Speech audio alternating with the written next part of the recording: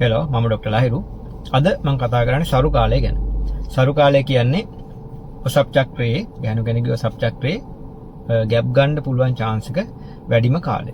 මේක දෙගොල්ලකට දෙවිදියකට වැදගත් වෙනවනේ. බැඳපු කෙනෙක්ට නම් ළමයෙක් හදන්න, නොබැඳපු කපල් එකකට නම් ළමයෙක් හදන්න නැතුව සංසර්ගයේ යෙදෙන්න. ඔය දෙකටම වැදගත් වෙනවනේ. එතකොට මේක කැල්කියුලේට් කරගන්න හැටි වැදගත්. මම ඊට කලින් කියලා දෙන්නම් මේකේ පොඩි කතාවක් තියෙනවා. අපි දන්නවා ගැහණු කෙනෙක් පිරිමි කෙනෙක් අතර සංසර්ගයකින් පස්සේ ළමයෙක් හැදෙන්න නම් ශුක්‍රාණුවක් සහ ඩිම්බයක් එකතු වෙනවා. ශුක්‍රාණු කියන එක පිරිමි කෙනෙක්ගේ හැමදාම නිපද වෙනවා. ඕන වෙලාවක තියෙනවා. ගැහණු කෙනෙක්ගේ ඩිම්බ කෝෂයේ ඩිම්බයක් හැමදාම තිබුණට මාසෙට සැරයයි ප්‍රජනක පද්ධතිය ඇතුළට දාන්නේ. පැලෝපියන් ටියුබ් එක ඇතුළට දාන්නේ. එතකොට පැලෝපියන් ටියුබ් එක ඇතුළට ඩිම්බයක් ඇතුළත් උණයින් පස්සේ තමයි ශුක්‍රාණුවකට පුළුවන් ගිහිල්ලා ඔය ඩිම්බේ සංසේචනය කරන්න. ওই දවස තමයි අපිට අඳුර ගන්න ඕනේ. ඩිම්බයක් කියන එක එළියට දැම්මට පස්සේ පැය 24යි තියෙන්නේ මැරෙනවා. ශුක්‍රාණුවක් කියන එක ස්ත්‍රී ප්‍රජනක පද්ධතිය ඇතුළට ගියාට පස්සේ දවස් 6ක් තියෙන්න පුළුවන්. එතකොට ඕකත් හරි වැදගත් මේ කතාව තේරුම් ගන්න. එතකොට ඔයා හිතන්න මම කියන්න මේක කැල්කියුලේට් කරගන්න විදිය. රෙගියුලර් සයිකල් එකක් තියෙද්දි. ඒ කියන්නේ පිළිවෙලට දවස් 28න් 28 වෙන්න පුළුවන් 30න් 30 වෙන්න පුළුවන්. එහෙම සයිකල් එකක් තියෙනකොට ඩිම්බයක් එළියට දාන දවස් අපිට ගණන් හදන්න පුළුවන්. මෙන්සස් හැදෙන පළවෙනි දවසේ ඉඳන් දවස් 14ක් ආපස්සට ගණනවා. ඒ කියන්නේ 30 වෙනිදා මේ මාසෙ 30 මෙන්සස් හැදෙන්න පටන් ගන්නවා නම් 16 වෙනි දවස් 14ක් ආපස්සට ගත්තාම 16 වෙනි 16 තමයි ගෑනු කෙනාගේ ඩිම්බ මෝචනය වෙන්නේ. එතකොට 28 වෙනිදා මෙන්සස් පටන් ගන්න කෙනෙක් ගෙනන් දවස් 14ක් ආපස්සට ගත්තම 14 නේ. 14 වෙනිදා තමයි ඩිම්බ මෝචනය වෙන්නේ. ওই දවස තමයි වැදගත්ම දවස.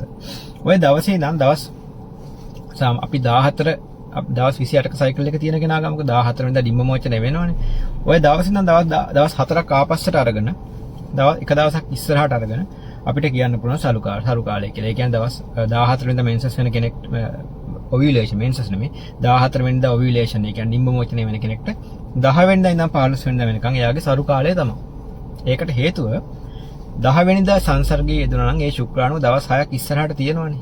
එතකොට ඒ දවස් 6ම ඒ දවස් 6 ඇතුලේ ඩිම්බේ මෝචනය වෙනවා. මොකද 10 වෙනිදා සංසර්ගයේ යෙදුණා 11 12 13 14 14 ඔවියුලේෂන් එක වෙනවා. තාම ශුක්‍රාණුව දවස් 6ක් තියෙන පුළුවන්. ඒ ශුක්‍රාණුව තාම ස්ත්‍රී ප්‍රජනක පද්ධතිය ඇතුළේ. එතකොට සංසේචනය වෙන්න පුළුවන්. ඩිම්බේ සහ ශුක්‍රාණුව එකතු වෙන්න පුළුවන්.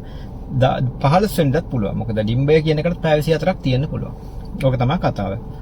එතකොට මේ වීඩියෝ එකෙන් ඔයාලා දෙයක් ගත්ත කියලා බලාපොරොත්තු වෙනවා. හැබැයි මේ සරු කාලය කියන එක කැල්කියුලේට් කරගෙන සෙක්ස් කරන එක මැරි කරපු නැති කපල් එකකට හරියන්නේ නැහැ. මොකද ප්‍රොටෙක්ෂන් එකක් මොකක් හොලින් උපත්පාදන ක්‍රමයක් පාවිච්චි කරන්නේ නැතුව ඉන්ටර්කෝස් එකක් යෙදුනොත් මොකද මේ ක්‍රමෙන් 100% අපිට ප්‍රෙග්නන්සි එක වළකිනවා කියන්න බෑ.